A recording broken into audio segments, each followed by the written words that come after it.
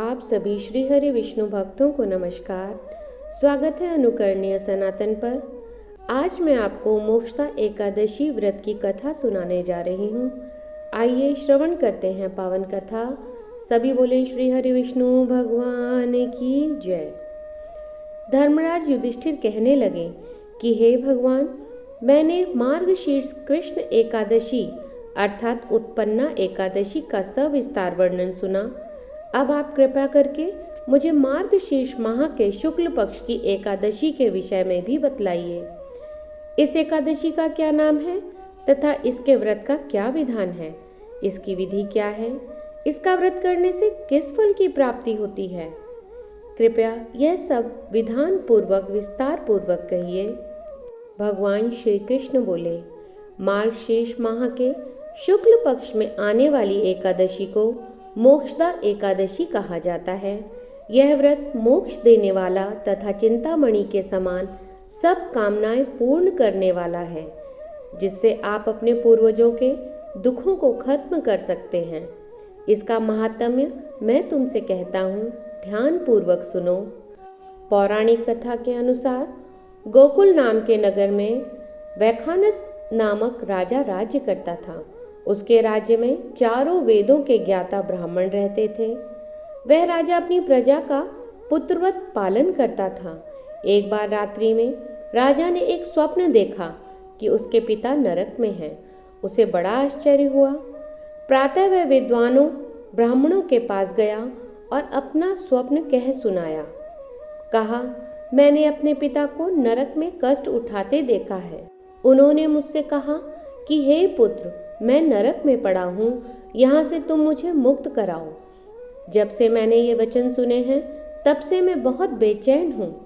चित्त में बड़ी अशांति हो रही है।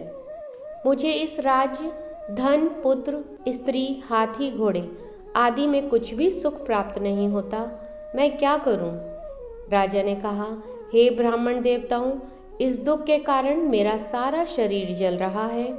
अब आप कृपा करके कोई तप, दान, व्रत आदि ऐसा उपाय बताइए जिससे मेरे पिता को मुक्ति मिल जाए। उस पुत्र का जीवन व्यर्थ है जो अपने माता पिता का उद्धार न कर सके। एक उत्तम पुत्र जो अपने माता पिता तथा पूर्वजों का उद्धार करता है, वह 1000 मूर्ख पुत्रों से अच्छा है। जैसे एक चंद्रमा सारे जगत में प्रकाश देता है, परंतु हजारों तारे प्रकाश नहीं कर सकते। ब्राह्मणों ने कहा, हे राजन, यहाँ पास ही भूत, भविष्य और वर्तमान के ज्ञाता पर्वत ऋषि का आश्रम है। आपकी समस्या का हल वे अवश्य करेंगे। ऐसा सुनकर राजा मुनि के आश्रम पर गया। उस आश्रम में अनेक शांत चित्त योगी और मुनि तपस्या कर रहे थे। उसी जगह पर्वत मुनि बैठे थे। राजा ने मुनि को साष्टांग दंडवत किया। मुनि ने राजा से संगोपांग कुशल पूछी। राजा ने कहा कि महाराज, आपकी कृपा से मेरे राज्य में सब कुछ कुशल है, लेकिन अकस्मात मेरे चित्त में अत्यंत अशांति होने लगी है। ऐसा सुनकर पर्वत मुनि ने आंखें बंद की और भूत विचार करने लगे। फिर बोले, हे राजन, मैंने योग के बल से तुम्हारे पिता के कुकर्मों को जान लिया है। उन्होंने पूर्व जन्म में कामातुर होकर एक पत्नी को रति दी, किंतु सौत के कहने पर दूसरे पत्नी को ऋतुदान मांगने पर भी नहीं दिया।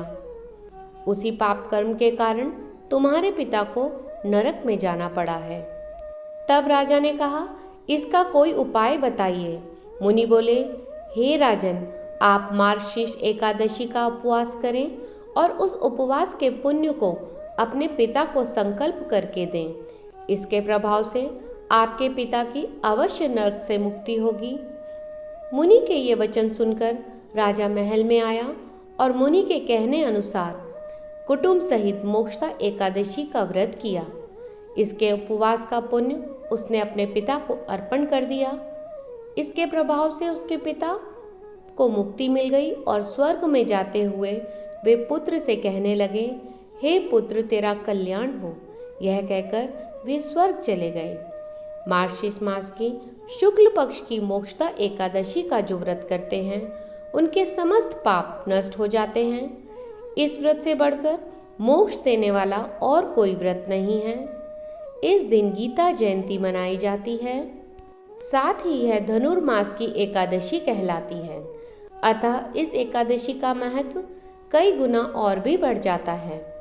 इस दिन से गीता पाठ का अनुष्ठान प्रारंभ करना चाहिए तथा प्रतिदिन थोड़ी देर गीता का पाठ अवश्य करना चाहिए। सभी बोले श्री हरि विष्णु भगवान की जय। इति मोक्षदा एकादशी व्रत कथा संपूर्ण।